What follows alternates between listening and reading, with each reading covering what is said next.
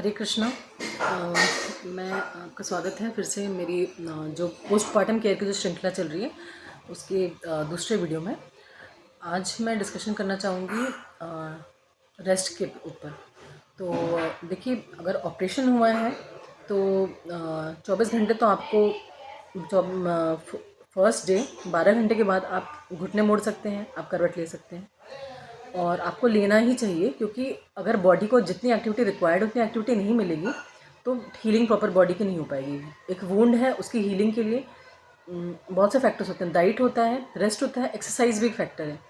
और अगर बॉडी को ज़रूरत से ज़्यादा रेस्ट दिया जाएगा तो बॉडी हील नहीं हो पाएगी। तो इसलिए हमें वुंड हीलिंग के लिए हमें 12 घंटे बाद अपने घुटने मोड़ने हैं और करवट लेके बच्चे को फीड करा सकते हैं। और 24 घंटे के बाद आपको बैठना है और उसके बाद से आपको बच्चे को बैठ के ही दूध पिलाना है, क्योंकि जब बच्चा छोटा रहता है तो बच्चा खांस नहीं पाता है। अगर जैसे हमारी सांस की नली में कोई हम पिए पानी और सांस की नली में जाए तो हम खांस सकते हैं, अपना गला टिल्ट कर सकते हैं, हम एडजस्ट कर सकते हैं ताकि पानी हमारी सांस की नली में ना जाए। बच्चा ऐसा नहीं कर सकता 3 महीने तक, जब तक उसके गले पे कंट्रोल नहीं आता।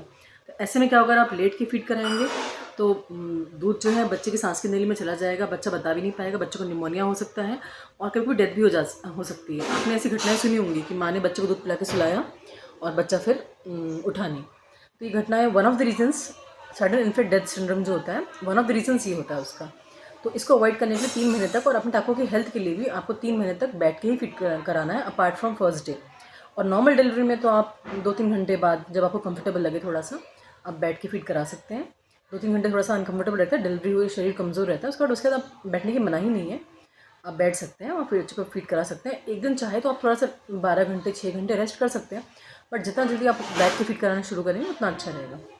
और अगर आपको एपिस्टोमी के टाँके आए हुए हैं, अगर आपकी सेकंड डिलीवरी, फर्स्ट डिलीवरी में तो ज़्यादा सबको टाँके आते ही हैं, अगर आपकी सेकंड या थर्ड डिलीवरी है, आपको टाँके नहीं आया, चीरा नहीं मारा गया नीचे से, या आपको वजाइनल या सर्वाइकल या पेरिनेल टियर नहीं है, तो उस केस में तो आप आराम से बैठ के फीड करा सकते हैं, आलती पालती मार सकते हैं, कोई परहेज़ नहीं है आपको। लैट्रिन में पूरा नीचे होकर बैठ सकते हैं, इंडियन लैट्रिन यूज़ कर सकते हैं। लेकिन अगर आपको एपिस्टोमी के सुचर्स आए हैं, मतलब आपको अगर चीरा मारा गया है या आपकी जगह फट गई है डिलीवरी के दौरान कहीं, तो ऐसे केस में आपको 14 दिन का परहेज़ करना पड़ता है। 14 दिन तक आपको आलती पालती नहीं मारनी होती है, पाँव को जोड़ के सीधा रख के बैठना होता है। और लैट्रिन में जैसे वेस्टर्न टॉयलेट यूज़ करें तो बेटर रहेगा, और इंडियन टॉयलेट अगर यूज़ करते हैं तो पूरा नीचे अच्छे से बैठना नहीं होता, थोड़ा सा ऊंचा ही रहना होता है। और दूसरी बात, आपको चाहे ऑपरेशन हो चाहे नॉर्मल डिलीवरी हो, आपको स्टूल सॉफ्टनर्स लेना चाहिए। स्टूल सॉफ्टनर्स क्या होते हैं, जैसे लैक्सेटिव्स होते हैं, वो साइरप होती हैं या पपीता आपको खाना चाहिए, जैसे यूट्रस का कंट्रैक्शन भी होता है और आपका स्टूल भी सॉफ्ट होता है। जैसे आपके एलएसएस के टाँके हों या एपिस्टोमी के टाँके हों, आपके टाँकों पर जोर नहीं पड़ता। तो स्टूल सॉफ्ट होना बहुत इंपॉर्टेंट है, क्योंकि कई बार पेशेंट परहेज़ कर रहा होता है बट सिर्फ उसकी लैट्रिन कड़ी होने की वजह से उसके टाँके पे जोर पड़ता है, जैसे टाँके खुल भी जाते हैं। ऐसी भी घटनाएं होती हैं, तो इस बात का ध्यान रखना है।